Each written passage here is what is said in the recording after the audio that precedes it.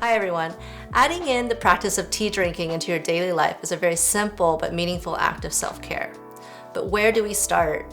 Oftentimes our customers come to us every day asking, wondering why is it that the tea tastes so good in the shop but not so much when I make it at home? And the answers has always been the same for the last 13 years. And so I want to talk you through what those elements are. I want you to sit down with me as I walk you through the fundamentals of making good tea. So the first element of making a good cup of tea is actually the volume of tea that you're going to use in comparison to the teapot that you're going to be using. So this is because if you're using not enough leaf, you're going to yield a weak cup of tea, and you're going to use too much leaf, you're going to yield a very kind of overly strong or bitter cup of tea. I highly recommend using a gram scale to weigh out your tea. This is because tea often comes in different shapes and sizes, and so the best way to get a reliable cup is to use a gram scale. So the amount of tea that we recommend using is 3 grams of tea per 8 ounces of water. This is the amount of tea that I use when I'm sampling teas, when I'm buying, and when I'm tasting teas with vendors and with tea farmers and whatnot. And we found that this number seems to be a very kind of happy medium between too much, too little. It's that kind of just right amount. I recommend you use this as a kind of a starting point. Don't need to kind of use this as kind of a dogged number. You don't have to stick with it, but it's really a great starting point for when you get a new tea in. You want to start with this number, and then if you're somebody who happens to like your tea stronger, then add a little bit more tea. If you like your tea a little bit weaker, take some tea out. And use this as a number as a multiplier. So if you have a 24-ounce teapot, then you want to times that 8 ounces by 3, that 3 grams by 3, so you're talking about 9 grams of tea per 24-ounce pot. And so there you go. The next element I want to talk to you about is a very important one, which is water quality. Water quality is often a make or break variable that many tea drinkers do not take into consideration a lot. Depending on where you live in this country, whether it be Las Vegas, New York, Atlanta, the water hardness level is very different in each of these different areas. And so you want to take that into consideration. So how does water hardness affect tea? You're probably wondering, right? So when water is too soft, what you'll find is that the water tends to mute a lot of the flavors. Some of the brighter flavors, any kind of complexity that you might have in the tea, you'll end up getting it masked from the kind of the heaviness and the kind of the softness level of the tea. There's not enough mineral content in order to bring out the flavor is the issue here. In the counterpoint, you have water that's too hard. What you'll find is that the high levels of minerals in that water will kind of make the tea a bit abrasive, tends to affect the mouthfeel of the tea, and so you want to bring that down. The next element would be chlorine levels. If you are very sensitive to chlorine, or even if you're not, what you'll find that chlorine also adds an element to the tea that is not natural to the tea. By eliminating chlorine, you'll be able to taste the full potential of the tea. So this is something you want to watch out for. For me personally, I've been drinking natural spring water for the last 13 years.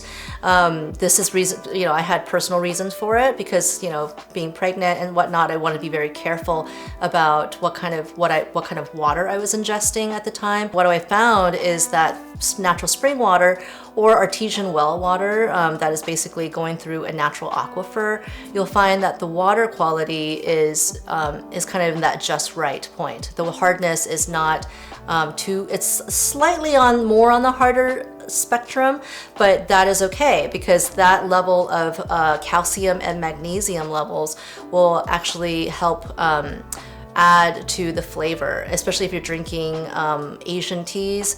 It will add kind of like a dimension to the tea that you won't find if you're drinking it with soft water, or chlorinated water. So I really recommend spring water or artesian well water if it's available to you.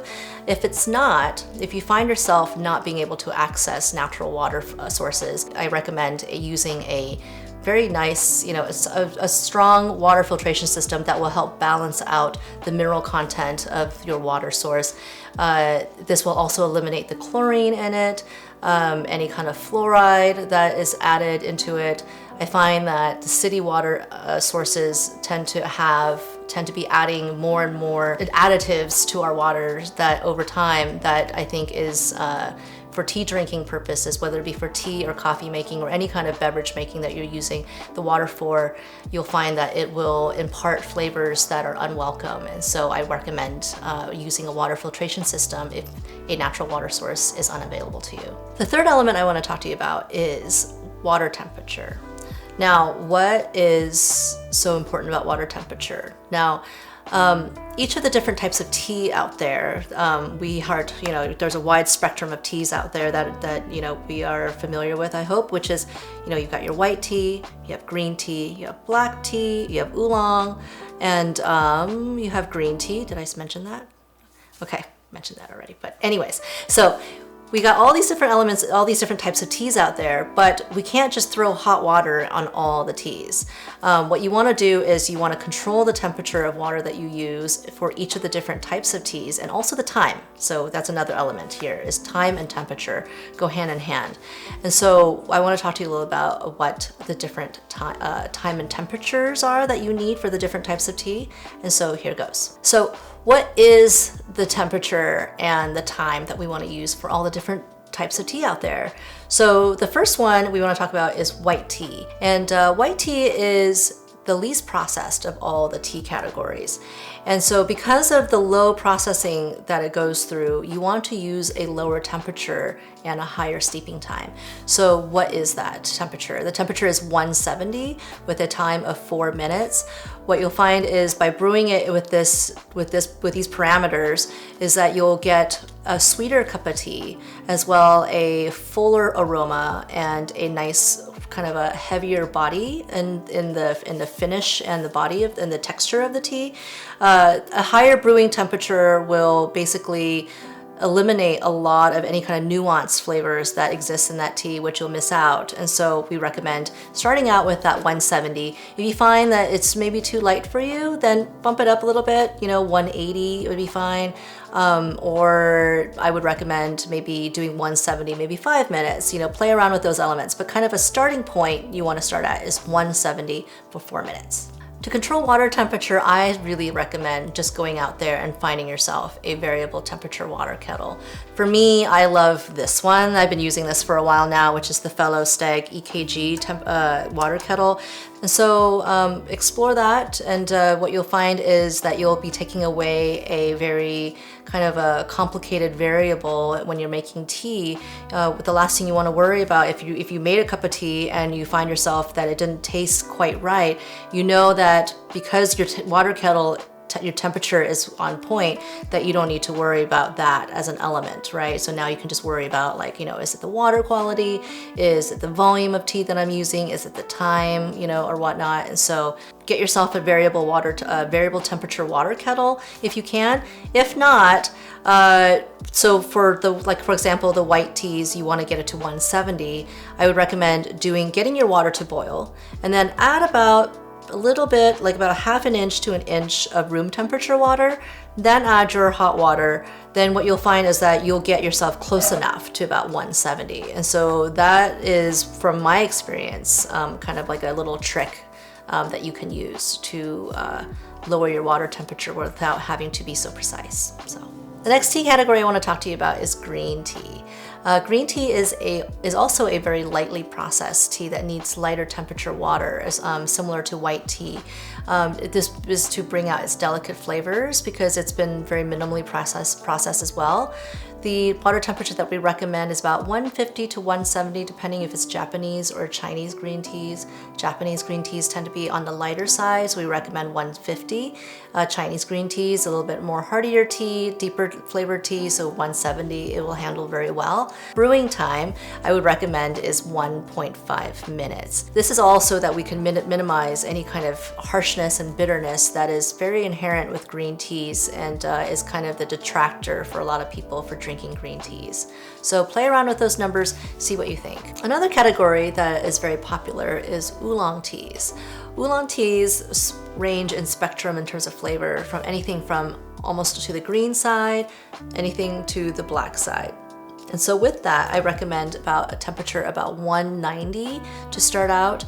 The lighter green oolongs, 190 will yield a nice cup of tea without being overly bitter. It will be nice and round in flavor, a great aroma, and proper sweetness.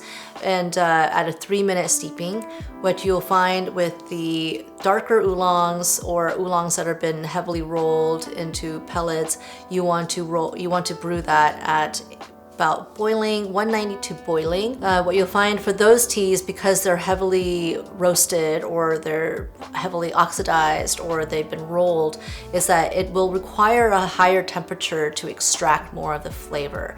It is less delicate than the lighter spectrum oolongs that taste more like a green tea. So use that as a gauge. If it's something that's darker, that's more heavily rolled, more compact, use a higher temperature to extract more of the flavor. If it's more on the greener side, more delicate looking, you want to use a lighter temperature to kind of maintain any kind of nuance that might be in the tea. Boiling water will kill all of that. So you want to make sure that you want to kind of protect that and extract it slowly with the lighter temperature water. Final category I'd like to talk about is black tea. Black tea is the most processed of all the teas in the sense that it has gone through the most steps. It also is the most oxidized. That oxidation creates a kind of a nice hearty dark tea, which requires boiling water to extract all the flavors. So for us, we recommend for black tea is boiling water at about 1.5 minutes. There are certain teas that will take about a 5-minute steeping as well, but you'll need to do either 1.5 or 5 minutes. Anything in between, we found it to be overly bitter and harsh and doesn't quite express what the black tea is meant to express in the cup. And so a 1.5, what we found is you'll get a nice complex cup of tea with a wide range of brightness and maltiness and richness and flavor. And then in the 5-minute mark, you'll lose some of that brightness, but you'll get a lot of smoothness, but also like bold flavor, which if you're somebody who likes to add sugar and milk to their tea, it'll be the right temperature and time for. So play around with that, 1.5, 5 minutes as far as temperature, as far as time wise, and the water temperature stick with boiling is the kind of the way to go for black teas. So what did we talk about today? We talked about water quality, we talked about the volume of tea that you want to use for your vessel, and we talked about water temperature and time. Each of these elements will help ensure that you make a good cup of tea every single time. Thank you for tuning into our channel. We'll be making more tea videos featuring tea instructions, recipes, and tea culture. If you like what you see and would like to see more, please click like and subscribe below. Check out our second channel, Miro TV, featuring more videos on tea, our Miro Tea crew, and in-store activities and events. We'll leave a link in the description below.